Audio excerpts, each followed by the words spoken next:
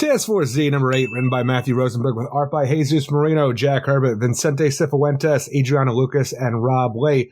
And this issue does a thing where, if you've been enjoying Task Force Z, but I've been on the fence a little bit about it because it's too, like, with the amount of Bat books we have, people just saying this is almost like a Bat book that we're getting without being called a Bat book, because it is a Jason Todd book.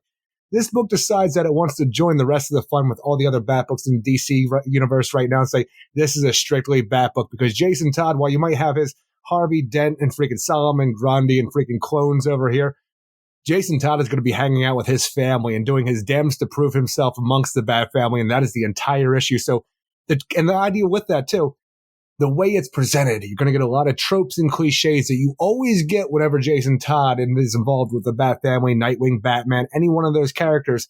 And you get that again here, and I still had a good time with it. So it's such a weird idea. I just wish we could get beyond the tropes and the cliches, almost like, you know, the idea of getting beyond the dickhead Damien, where we could evolve that character. But it's just all like, you know, death and crowbars, and that's all we're going to talk about here because it's Jason Todd. But it felt like to me like the Robin series that Joshua Williamson did, where finally you get this deal where you have Matthew Rosenberg writing it and he gets Jason Todd and wants to give an issue where he throws it back, especially the idea. We always see the crowbars.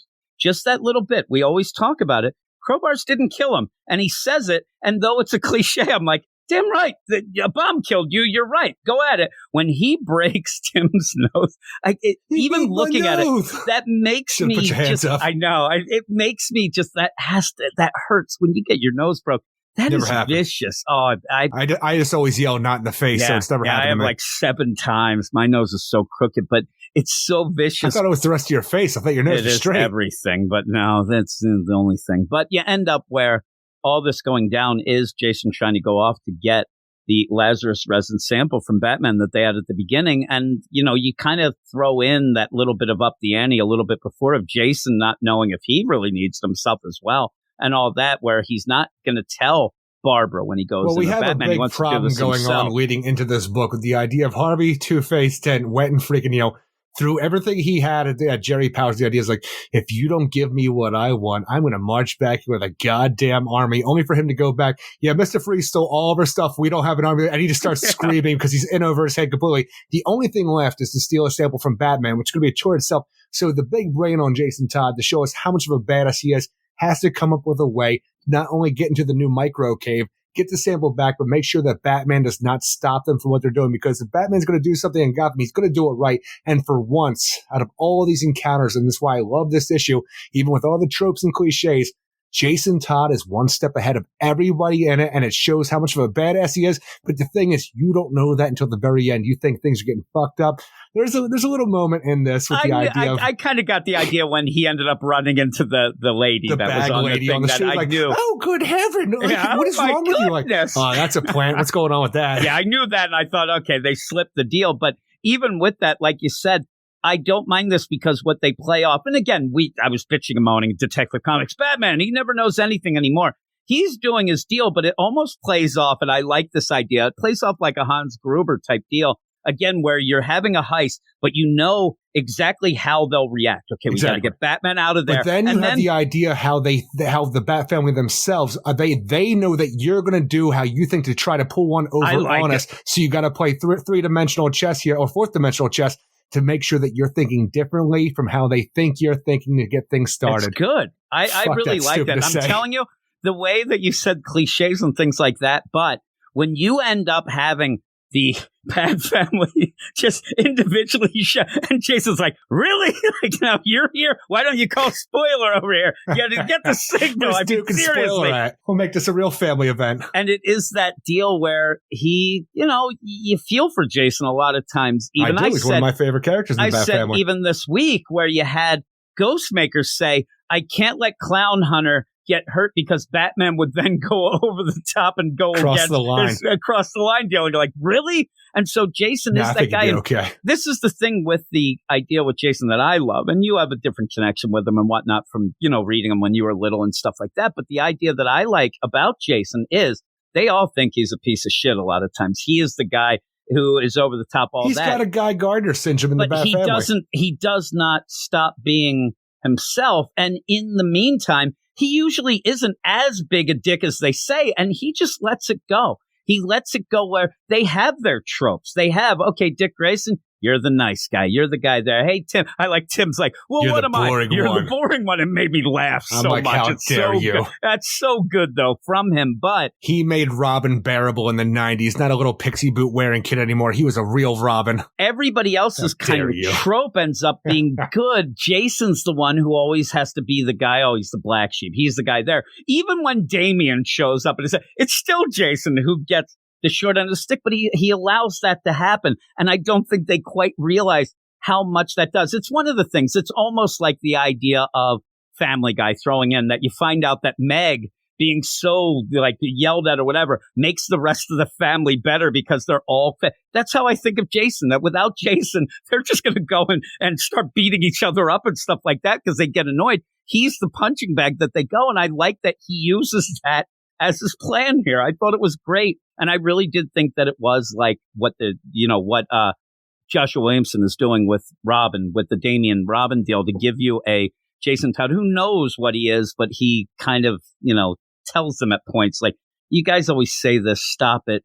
I'm better than you. I'm gonna and I like seeing him just beating the crap. When he hits sucker punches Dick, Tim, and then sucker punches Dick, uses the electric attack. I mean, he is ready. He is planned ahead. He's the Batman. Well, I do love the idea of that because a lot of people are getting really pissed off on Twitter this week because people are just saying that Jason Todd just beat the crap out of Cassandra Cain, and the idea of how he does this whole thing because this is his family, and he is worried when Cassandra Cain shows up. Like he even says when she shows up, like hello, like fucking hell, because he knows that she's here. She's the scary one. So when he does take her out, it is just because of a puddle and an electrified crowbar. It's a very strategic, but pretty much it is a Hail Mary move at that point in time. Here's the thing. I know that this idea, oh my God, this is the comics. This is what's happened. I mean, we've had even worse things. Remember when Batman punches Harper Row? That's crazy back in the day. But these characters, when they go against Cassandra against Jason Todd, they're not thinking of each other as, oh, that's a girl, that's a boy, that's whatever. That is, that is the world's most deadly weapon. That's that Cassandra just walked behind me. That's a deadly weapon. And they sparred together. They've done all these things together. They're going to fight. You're going to end up where if you end up, Cassandra Cain is already good enough to beat up Batman. He's afraid of her. You don't need to say, oh, you can't punch her. Like, she will kill you. She will destroy you. So I don't even look at it as that as we're going on here, though. When Jason hits and breaks Tim's nose, I'm telling you, it hurts.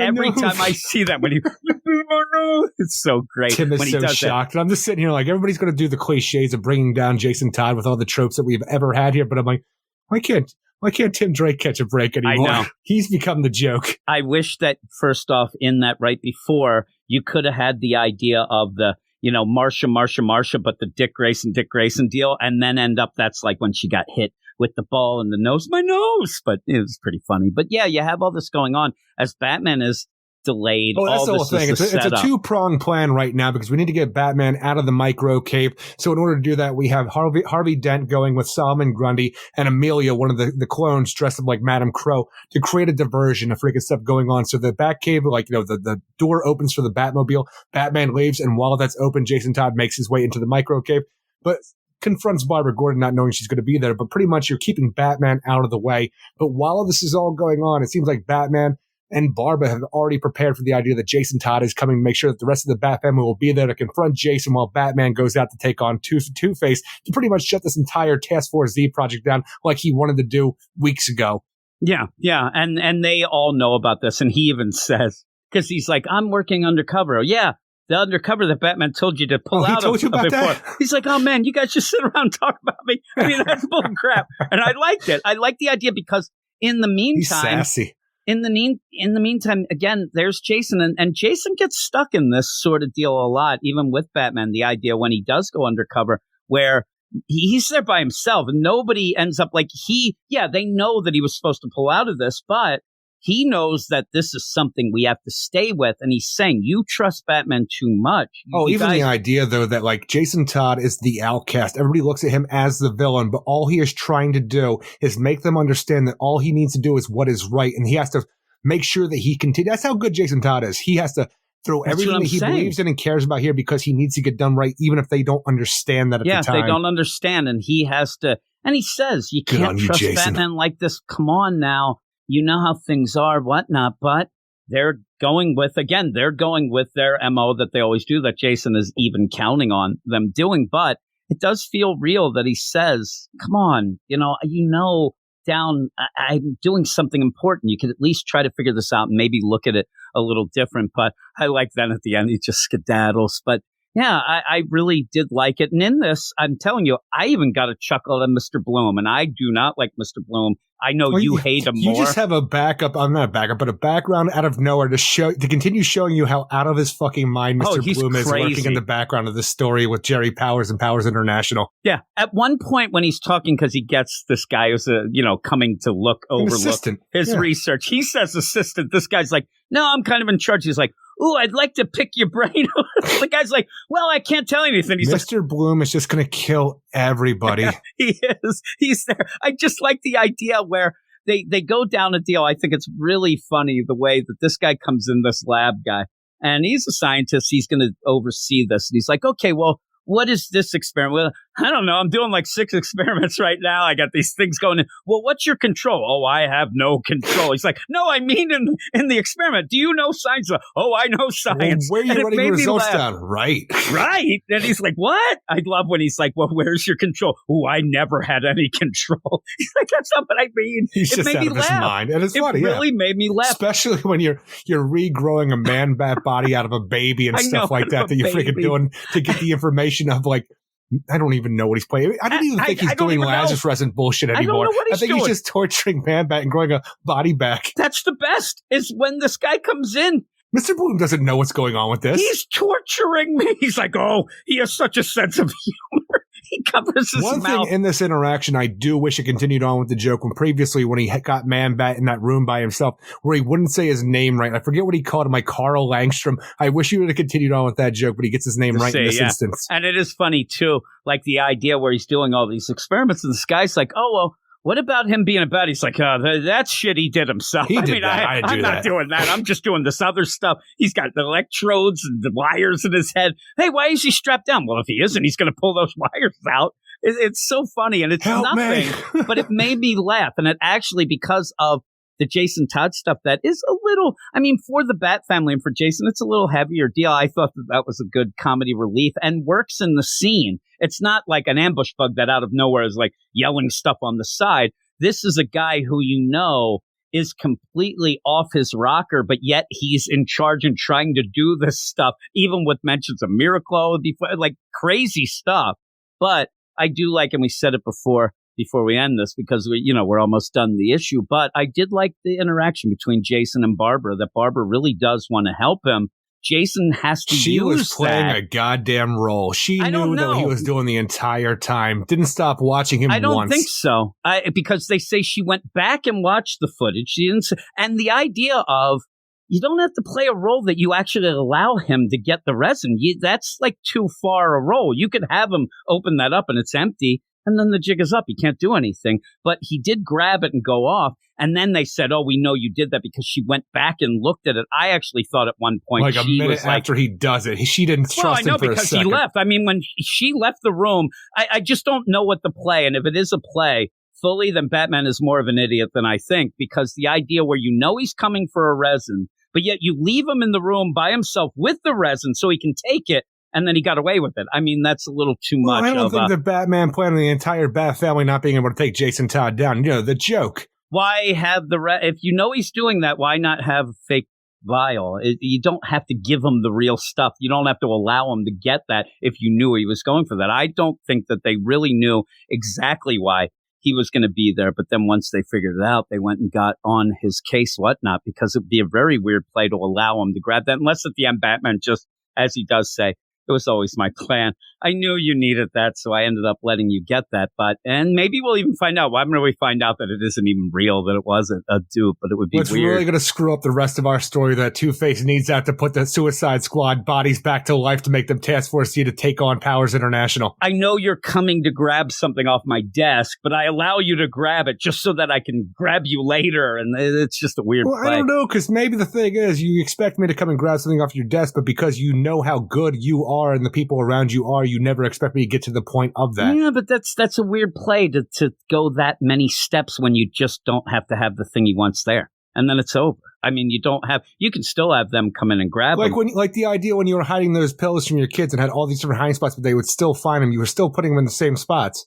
Yeah, no, I changed the spots then every time. I wouldn't get there. And also... But did you ever have placebo pills that they would find? Yes, I had empty... the one time I had 2 empty bottles of the things with notes in them. I mean, legitimately. Should have had aspirin in there, so they thought they won. No, I don't even know it. The thing is, though, my kids weren't taking them. My wife was. They were her medicine, but she wanted more or whatever. So I had to put these little things. I'm tied them in couches all over the place. But I wouldn't have just put them right there on my desk so I could just, aha, and then, beat her up with a crowbar. But well, it was hidden behind an entire, bat cave and inside of a locker that was locked. Yeah, but it was where he knew that they put it at the beginning of this whole story. They did that. They put that deal there. He knew right where to go, sent Barbara out to get another communicator, a little, walkie-talkie, and then went. And all she did was look at the freaking video camera. The worst thing, though, she comes out, though, and even goes like, oh, man, because he's already left. And then she runs out, wait a minute, you forgot this.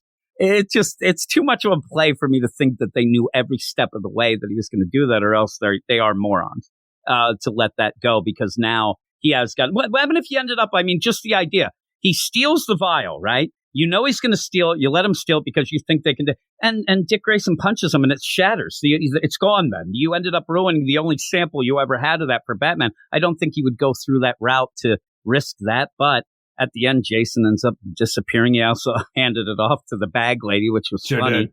And they didn't realize that. It was kind of neat. Like, as you're reading, you're like, ooh. Like, they don't know that he's going through that much centrifuge. And then so he did a disappearing act in the subway and somehow got away from Cassandra Cain, Tim Drake, and Nightwing in a subway that he's tied up in while they look the other way for a minute. Yep. And then Batman goes to Jason their lab Todd is and it's the cleared. goat. He is. Everybody is, actually. I like the idea with Harvey, who's going through all this too, and he's like, he doesn't quite think that it might work out or whatever. But at one point, like, oh, do we fight Batman now? He's like, we don't fight. Batman's going to beat the crap out of us. We just have to kind of get through this. It's even funny in this whole thing where you have to keep up the supervillain persona where it's Two-Face driving. It's like Solomon Grundy is the muscle to keep Batman occupied while they try to drive away, like the heist and stuff like that. But just Amelia is one of the clones. Like, there's no reason for it, but she's dressed up like Madame Crow. Like, she doesn't have to be. You just have to keep up that weird persona of the freaking game you're playing. Exactly, that they need to look like they have this army going. But even Solomon Grundy were like, good job, Solomon. Good job. And, Batman's there. Batman's getting crap kicked out of him at points, too. He ends up where the Batmobile gets it explodes. He's flying. Good job, Jason. Fun. You did it. I thought it was pretty fun. And I'm a little upset at the idea that this became a full-blown Batbook, this issue, just because it's always on the edge right there because of how many we have going on in DC Comics right now. And this always felt like it was on the edge, the line of being a Batbook because of being in Gotham, being a Red Hood, Jason Todd book and stuff like that, and how much, you could actually get Batman in the book. But now this is just a full-blown issue, which is a little bit disappointing at times, even though it was really good for the character overall to show you how good he is and why he should be the head of this book, even if at times it got a little tropey and cliche with the stuff that we always play with whenever Jason Todd confronts the Bat family. And because I love the art and these other things that I had a problem with, I still give it an 8 out of 10. I'm giving it an 8.5. I really liked it. And like we said, the tropes, I don't mind when you deal with the same cliches and tropes when it's going from Jason to throw it back at them saying that they're cliches and tropes. Like we said, hey, what about the crowbar? He's like, you guys realize, the idea that I didn't get killed by a crowbar, but it can still break your face. And he ends up hitting them. I thought that was good. Also, in any book that we've had for how long, you're always waiting for the issue that Batman comes and beats the living crap out of Jason Todd. I just don't want this to be the situation, though, where we have this confrontation, because it always happens. It's a part of the tropes and cliches I'm talking about, because and this thing is, maybe it's just a personal thing that people are okay with it. I just want Jason to be okay with everybody and everybody to be okay with Jason. I want him to get on that fucking painting at Wayne Manor. I think after this, it's going to be that they realize that he was a good guy, and maybe this is the beginning where you want to get that last bit where Jason can give it to them finally, because he always gets beaten down. Batman almost killed him, in the Rebirth deal and all that. So with that, I like that he gets his shots in here.